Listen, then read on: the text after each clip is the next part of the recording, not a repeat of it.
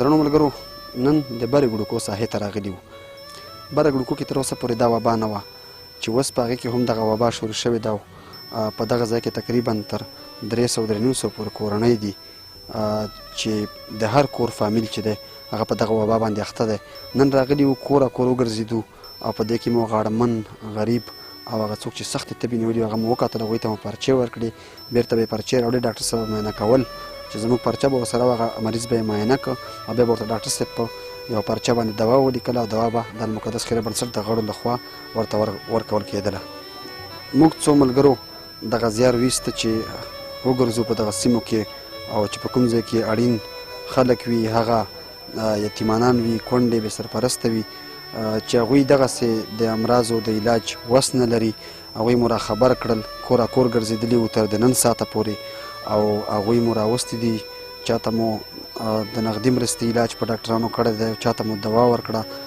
په دې برخه کې د شهید زرغون شاه ماما خیریه بنسټ د المقدس خیریه بنسټ په همکارۍ په دغو سیمو کې ډېری لاسنیوی وکړ، ډېری منډې ترړې ووهلې، نغدي مرستې هم راولېږلې دي ولسونو ته او دوايانې هم واخیستې او په ولسونو یې تقسیم کړې.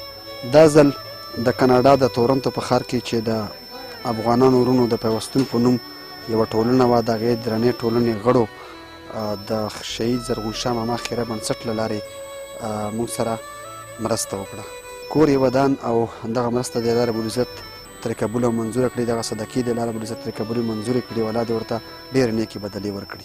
موږ د المقدس خیریه بنسټ ټول غړي تورنتو په ښار کې د افغانانو د پیوستون د ټولنې مشر محترم حاجي صاحب محمد شریف امین او ترڅنګ یې د هغه د ټولو غړو نه غرونه مننه کوو چې په دغه سخت وخت کې زموږ لاسنیوی وکړو او د هغوی په مرسته باندې زموږ ولسونو ته دغه دوايانې ورسېدې. داسې اړمنې کورنۍ شته، باور وکړئ چې د دوی ترڅنګ هغوی نه هرې شپې تېروي او تېرې کړي دي. دا اوس هم موږ وینو، یو څو کورونو ته سره مو نغدي مرسته هم کړې ده. نو د ټولو دې کور ودان وي. دغه مرسته 200 امریکایي ډالر وه چې د هغې نه 1,99,000 افغانۍ جوړې شوې. په دې باندې موږ دوا اخیستې ده او یو میډیکل کیمپ په ډکې په ساحه کې لګولی او بل میډیکل کیمپ دغه نن ورځ چې د برې ګړوکو په ساحه کې روان دی او تاسې یې ګورئ. درنو لیدونکو، تاسې زموږ د ویډیوګانو له لارې دغه د مرستو لړۍ کتلی شئ، ګورئ او ډېری بېوزله کورنۍ مو په خپلو سترګو هم ولیدې. موږ یو ځل بیا په کاناډا کې د تورنتو په ښار کې افغانانو ورونو د پیوستون د ټولنې د مشر محمد شریف امین صاحب او ترڅنګ یې د ټولو درنو غړو نه نړۍ مننه کوو، غرونه مننه ورنه کوو چې په دغسې سختو شرایطو کې دغه سخت وخت کې زموږ د ولسونو لاسنیوی وکړه. موږ سحر یو دوه مدرسو ته هم لاړو. په یوه مدرسه کې تقریبا تر 100 پورې شپیني شاګردانو چې د خوا او شا سیمو نه دغلته مسافر اوسېدل، دا اوس هم پکې 7 تنه تودې تبې نیولي وو.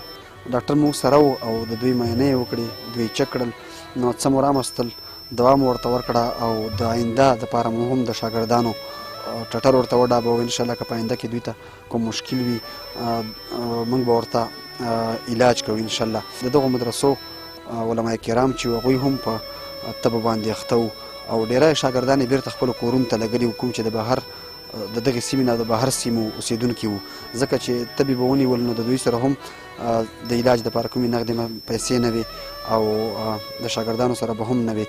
نو ستاسو مرستې هغه اړمنو ځایونو ته ورسېدې چې واقعا تاسو ته به الله رب العزت ډېر نیکې بدلې درکوي او د بېلې بېلې روپۍ اجرونه او عوضونه به الله رب العزت درته درکوي.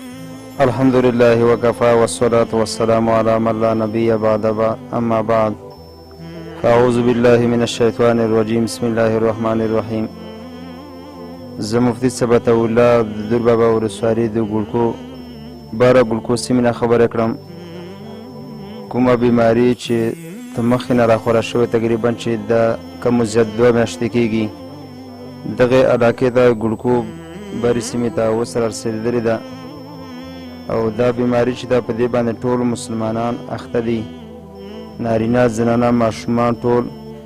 دا بیماري په دې علاقه باندې اوس هم ډېره سخته شدیده روانه ده او دا کوم ورونه چې دلته راغلي د خیریه بنسټ والا دوی د دغو مسلمانانو د ورونو دپاره الحمدلله کور په کور باندې د هر بیمار تداوي خپلو کومک او وس طاقت مطابق دوی دپاره منډه وهلې ده. اوس هم دوی شروع دي. لکه څنګه چې تاسو معلوم ده چې دې سیمه کې زموږ یو مدرسه ده چې دې کې تقریبا چې شپېني سل طلبه کرام دي، دوی هم بیماران دي. دوی دپاره هم دغه ورونو د خیري بنسټ داسې 14-15 بیمارانو دپاره موږ دپاره کوم چې تازه بیماران هغوی دپاره هم علاج وکړه. دا بیماري په دې علاقه باندې اوس هم شروع ده. الله کریم د ټول خلکو له جزا خیر وکړه. لکه شهید محمد زرغون شاه خیري بنسټ سره بهر هېواد نه چې کومو ملګرو مساکومه کړې ده، الله د هغو هم جزا خیر وکړه. نور خیري بنسټ ملګرو سره چې کومو بهر هېوادونه کومه مرسته کومک شوې ده، الله د هغو هم جزا خیر ورکړه.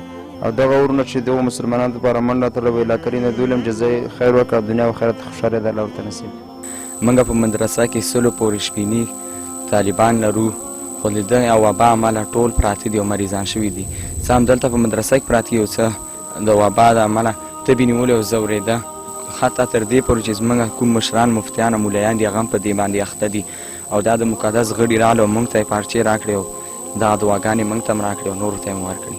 چا چې د بهر هېواد نه دې بنسټونو سره مرسته کړې ده، موږ ترې مننه کوو. الله دې په هغوی په فامیلونو کې داسې حالات مو راولي. زه قاري عبدالرازق د دارالقرآن مدرسې د حفظ شبکې او فعال طالب العلم یم.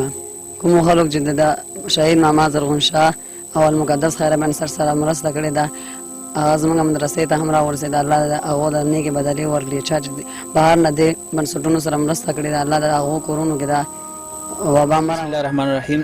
دا کوم دوه بنسټونه چې شهید محمد زرغون شاه او المقدس خیري بنسټ د کومه لړۍ چې روانه کړې ده د خلکو سره د غریبانو سره مدد کول، هغه د هغې په هغه کې نن موږ په بره کوډکو کې تقریبا 3-3.5 مریضان موږ وکاته چې ډېر سخت عاجل وو.